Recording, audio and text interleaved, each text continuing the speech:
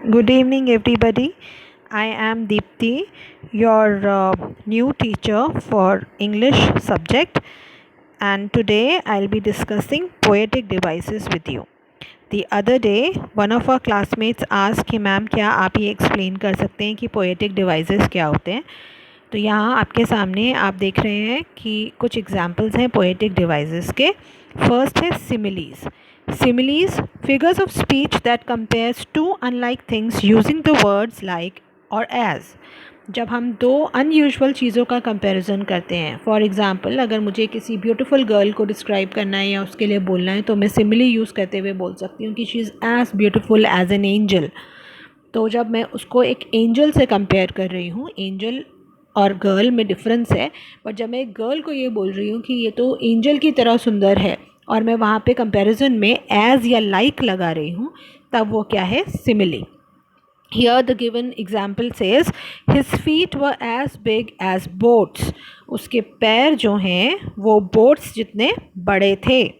तो यहाँ पे हम as लगा के कंपेयर कर रहे हैं, तो वो क्या है, simile. Second you can see is alliteration. What is alliteration? The repetition of consonant sounds at the beginning of words. You all know we have 26 letters in English. तो उसमें से हमारे 5 वॉल्स अगर हम हटा देते हैं तो we are left with 21 consonants.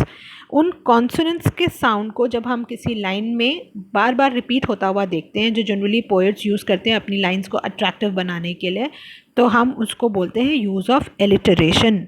जैसे Peter Piper picked a peck of pickled peppers. Here in the second example there is a repetition of the letter P.